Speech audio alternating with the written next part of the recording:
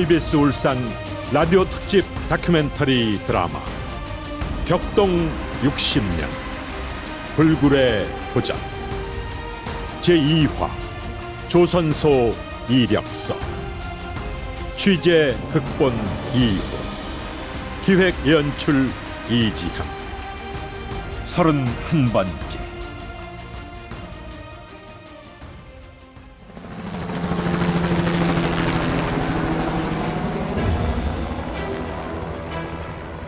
대통령은 중화공업의 기초를 다지는 현장이 몹시 궁금했던지 직접 울산을 찾은 것이다.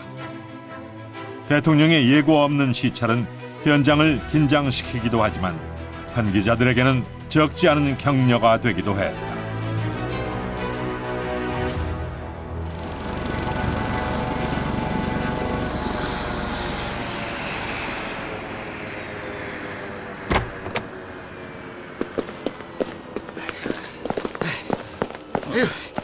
카카, 공사 다망하심에도 이렇게 깊은 관심을 가져주시니 그 뭐라 감사 말씀을 드려야 좋을지 모르겠습니다. 이거 수고가 많아요. 위에서 내려다 보니까 이게 정말 넓기는 넓더구만. 60만 평 가량 됩니다. 아주 부총리님도 오셨군요. 감사합니다. 언제 이렇게 부지를 확보했어요? 굉장합디다. 감사합니다. 그 공사하는데 어려움은 없어? 각하께서 각별한 배려를 해주셔서 어려움 없이 잘 되고 있습니다. 공사 진척은 어느 정도입니까? 보시는 대로 부대 시설과 도크 공사가 완공 단계에 있고 전기 공사와 건축 공사는 올해 안에 100% 완료하고 내년 초부터는 본격적으로 선박 건조에 들어갈 수 있게끔 하고 있습니다. 내년에 선박 건조가 가능하다는 겁니까? 예, 그렇게 계획을 세우고 있습니다. 부총리께서 기공식 때 와보시고 실망을 하셨던 걸로 압니다만 그동안 반년도 안 돼서 훈련소가 완공됐을 정도로 진척이 빠릅니다. 이거 부총리가 실망을 했었다는 소문이 우리 정 회장 귀에까지 들어갔구만. 응? 못 들은 척 해야 되는데 귀가 고장이 안 나서 죄송합니다. 열심히 하겠습니다. 실망을 거두어 주십시오, 부총리님. 아니, 그거야 오래전 얘긴데. 그래. 그 조선소는 도크가 생명이라고 그러던데 공사는 시작이 됐어요? 이미 1도크는 완공 단계고 2도크도 일본 가즈마 건설에서 기술 자문을 받고 가와사키 중공업에서도 많은 도움이 오고 있습니다. 일본은 속 다르고 겉 달라서 어느 게 약이 되고 어느 게 독이 되는지 잘 가려서 받아 먹어야지. 주는 대로 받아 먹었다가는 큰일 날 거요. 잘 알겠습니다. 카카, 바람이 셉니다. 브리핑을 받으시게 본부 안으로 들어가시죠. 바람도 맞고 모래도 씹어보고 그러고 싶어서 왔는데 들어가기는 뭘. 저기 저 물길이 미포천이요? 아, 예, 바로 저겁니다. 일전에 각하께 보고드렸던 미포천이 저렇게 흘러 들어오고 있습니다. 부총리께도 말씀드렸지요. 알고 있으니 나한텐 설명 안 해도 됩니다. 부총리, 그 브리핑하는 사람 기분도 좀 맞춰주구려. 예. 예. 카카. 그러니까 이거 완공된 건 아직 아니구만. 예, 거의 끝나갑니다. 여하튼 조선 입국이 되느냐 안 되느냐 하는 것은 우리 정 회장한테 달렸으니까 최선을 다해 주시오. 명심하겠습니다, 카카. 부총리, 각별히 신경 쓰시오. 조선소 건설을 위해서 법 개정이 필요하다면은 국회와 협의하고, 그 장비와 기자재를 들어오는데 통관하면서 시간을 많이 허비한다는 소리도 들리던데, 그것도 알아보시오. 그렇게 하겠습니다. 카카. 그 기술적인 문제는 해결이 다 된 셈이요. 예. 공장장도 덴마크 오덴세 조선소를 만들었던 기술 이사를 영입해서 잘하고 있고, 기능공 훈련 소장도 영국 애플 도사에서 데려왔습니다. 그러면 뭐 그런 자체 훈련소에서 양성하는 인력으로 충분한 겁니까? 곧 개소식을 하게 됩니다만 처음에는 400명이 입소하게 됩니다. 물론 400명으로는 부족하고, 그래서 계열 회사의 유사업종 근무자들하고 영국에 연수 보낸 기능 인력이 들어오게 되면은 부족하지는 않을 것으로 생각됩니다. 아, 그래요. 뭐 그러면 되겠구만. 그런 규모로 기술 인력들을 양성하면 연관 산업에도 파급 효과가 크게 나타날 것이고, 다른 분야를 하고 있는 기업인들도 느끼는 게 많겠지요. 됐어, 되겠어. 정 회장, 속성 훈련을 시키도록 해봐요. 예, 감사합니다. 열심히 하겠습니다, 부총리님. 조선 기능 인력이 집단으로 배출되는 것은 이때가 처음이었다. 이미 72년 9월에 대형 훈련소를 건설하면서 훈련소장으로 애플도사의 수석기술부장 로버트 윌슨을 초빙, 연간 1200명의 조선기능공을 배출케 하고 훈련 기간을 12개월로 해서 전기 용접, 의장, 제조 등 10개 분야에 걸쳐 기초 지식과 최신 기자재 사용법을 속성 훈련시켜 배출을 하게 되면 한국의 조선기능 다양화는 물론 여기서 배출되는 인력이 결국은 국내 전 산업계로 골고루 퍼지게 될 것은 분명했다. 유관홍 현대중공업 사장은 이미 일본은 73년도에 조선 산업을 비교 우위 산업으로 육성하고 있었다고 했다. 현대가 그때 당시에 시작을 안 했으면 현 시점에 보면 누군가는 했겠지라는 가상적인 거를 생각할 수는 있습니다. 그런데 현대중공업이 조선 산업을 하기 전에 우리나라에 조선 산업이라는 것이 없었느냐라고 하면 있었죠. 그런데 감히 거기는 2만 톤 미만의 조그마한 철공소 같은 데서 배 짓는 거가 그게 전부였고, 현대중공업은 시작할 때 26만 톤을 시작을 하겠다는 꿈을 꾸고 있었기 때문에 우리가 안 했으면 다른 사람이 어떤 형태로 조선을 하는데 26만 톤부터 시작을 했겠느냐. 산업의 발전에 대한 사항들은 조선 산업은 같이 어울려져서 가는 겁니다. 예를 들면 저희들이 배를 만들려고 그러면 부품 수가 몇만 가지입니다.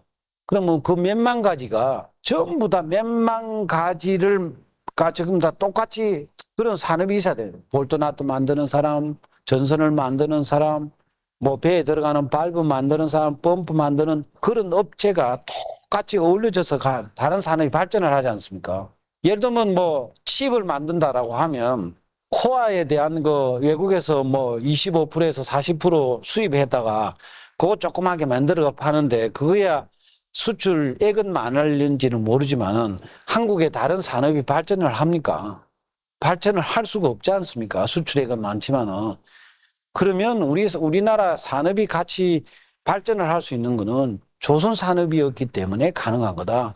일본은 1960년도, 70년도에 저희들이 초기 단계에 어떤 형태로 발전을 했는가 보니까 국가에서부터 조선 산업을 우위 산업으로 하는 정책을 같이 어울려져가 만들어 갔더라고요.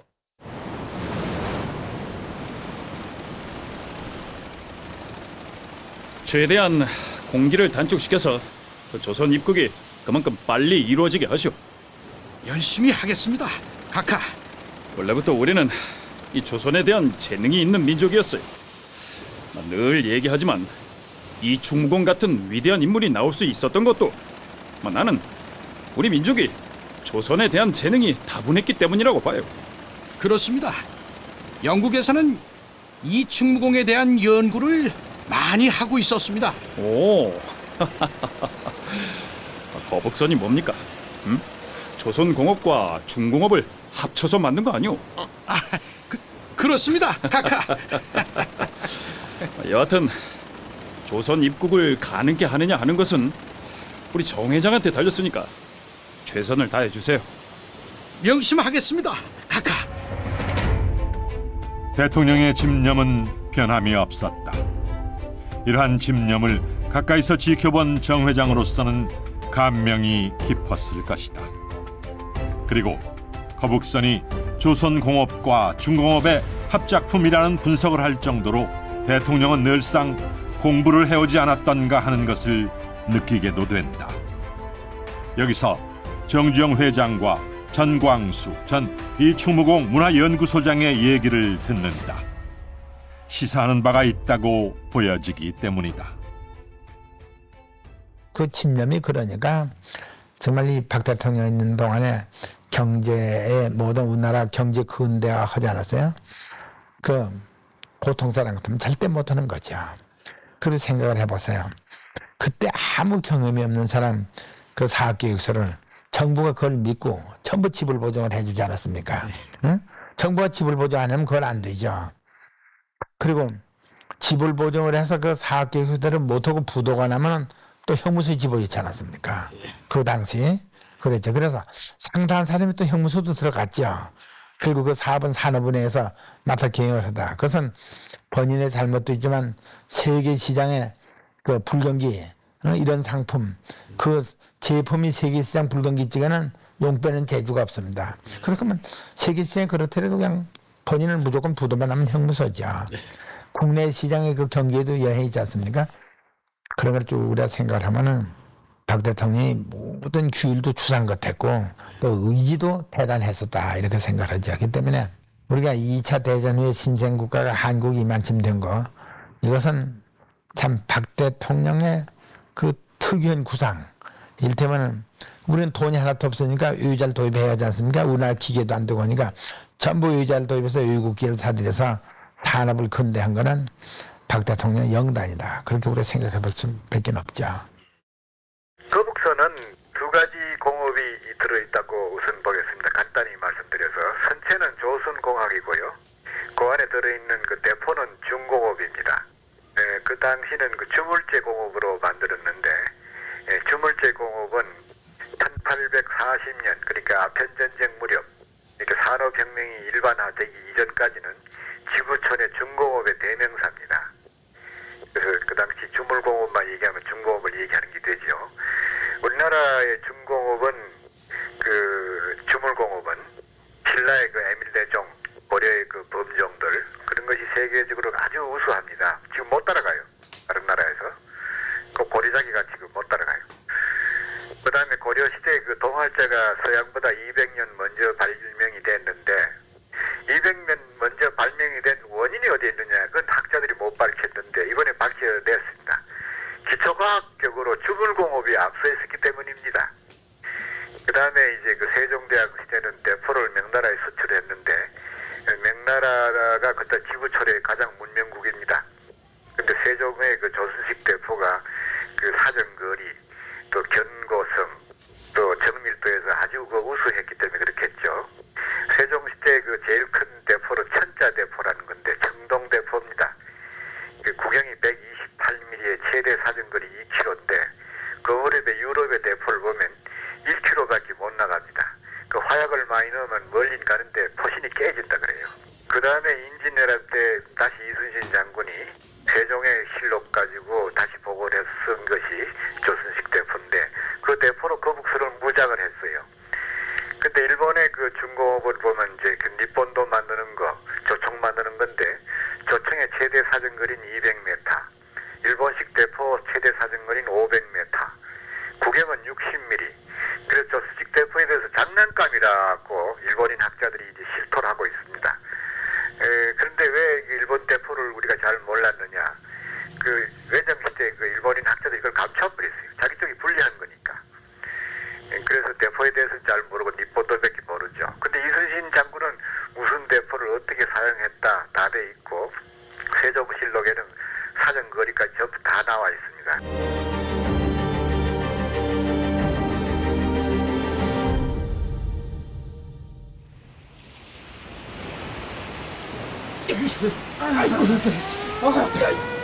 HB 있는 대로 가져란 말이야. 못 들하고 있어. 알겠습니다. 닥치는 대로 집어달라. 야, 정가물이 어디 있어? 기계실로 갔습니다. 수압을 최대한 낮춰야 되지 않겠습니까? 박부장, 이상 걸고 저는 제2도크로 집결하란다고 그래. 예, 알겠습니다. 시간이 지나고 어느덧 선박 건조에 들어가면서 무사히 조선소 건설이 완공되는가 싶더니 사고가 터졌다. 제2도크가 뒤틀리면서 균열이 발생하는 아찔하고 위험천만한 사고였다. 위기다. 야, 이것 봐. 만일의 사태에 대비해 도크 안에 있는 모든 연장들과 기자재 전부 들어라. 알겠습니다. 야, 이 자식아! 빈손으로 도망쳐 나간 저 자식 저 누구야? 예, 저 말씀이다요. 배가 갑자기 아파서 그래도요. 빨리 연장 안 챙겨? 너 뭐가지야, 임마! 도크 붕괴는 처음이다. 모든 경험이라곤 전무하다시피 한 상태에서 도크 밑바닥과 벽면 일부가 부력과 수압에 견디지 못해 붕괴 직전에 놓였다. 아찔했다. 벽이 터지거나 바닥이 떠오르게 되면 삽시간에 도크 정도는 거대한 파도에 흔적도 없이 쓸려 나갈 것이다. 빈손으로 잽싸게 도망쳐 나가는 잡부들을 탓할 수도 없다. 벽과 바닥은 자꾸만 형태를 변질시키고 있었다. 내가 뭐라고 했어요? 세계적이고 새로운 공법이라고 해서 결국 오케이를 하고 나도 공부를 하겠다고 했지만 처음부터 문제가 많았단 말이오. 지금 사장님께서는 그런 말씀밖에 하실 수가 없습니까? 미스터 권도 생각을 해보시오. 제2도크가 저 모양이면 지금 킬랭을 끝내고 건조에 들어간 제1도크 역시 이 안전하다는 보장을 할 수가 없잖아요. 건조 작업 도중에 똑같은 사고 나면 그때는 어쩔 거예요? 전부 수장되는 겁니다. 1도크하고 2도크는 달라요. 뭐가 달라요? 다르니까 1도크는 이상이 없지 않습니까? 똑같다면 1도크도 붕괴가 돼야죠. 오, 맙소사. 미스터 권! 어떻게 스쿠우 사장님은 전체가 비상이 걸려 난린데 1도크 붕괴를 가상하면서 그런 말씀을 하십니까? 당연히 염려를 하고 예상을 해봐야지요. 1도크에서 건조하는 거는 절대 위험이 없을 거니까 염려 마십시오. 아니 미스터 권 부사장, 저 건방진 친구 같으니라고. 사장님, 저 블록 용접 작업 잠시 중지시켜야 되겠습니다. 어디 이도크? 당연히 중지시켜야지요. 내가 그만큼 콘크리트 타설을 많이 해야 된다고 지적했는데도 30cm밖에 안 하고 말이지. 아니요, 저 2도크가 아니라 저 1도크도 블록 용접 중단하고 저 2도크에 내려가서 전원이 달라붙어줘야 되겠다는 말씀입니다. 뭐요? 그래서 1도크 작업도 중지한다는 거요. 비상이 걸렸습니다. 저 1도크는 안전하다지만 2도크가 난리인데 건조팀만 작업하고 있을 수는 없지 않습니까?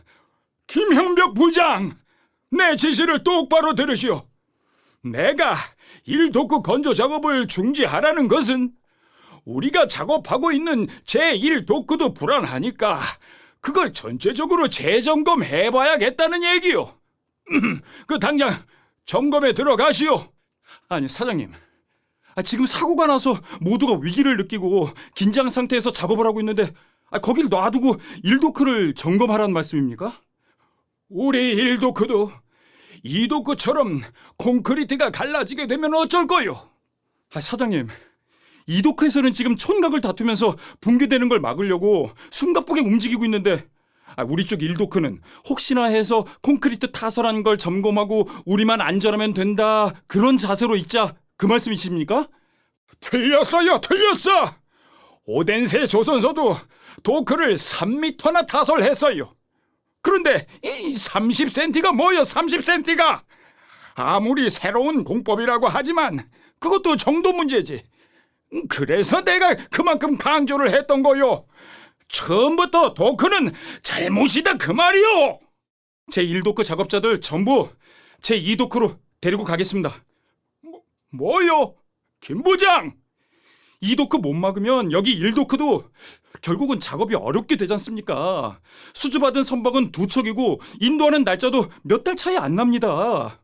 그래서요! 1도크 하나만 가지고 계약한 대로 지켜줄 수 있습니까? 그렇다면 차라리 1호 선박을 포기하고 도크를 구하는 게 낫죠. 전부 이동시키겠습니다. 아니, 김 부장! 김 부장!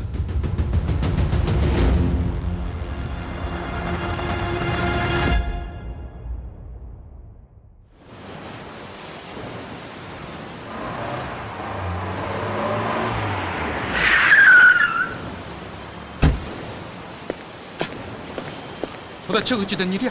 에? 아, 오셨습니까? 아는 사고 같아서 보고를 안 드렸는데 알다니 왜 문제가 생겼는지 안단 말이야? 알 것 같습니다. 알 것 같다는 게 무슨 소리야? 아니 그럼 왜 사고가 나? 에? 그 천가버리는 왜 안 보여?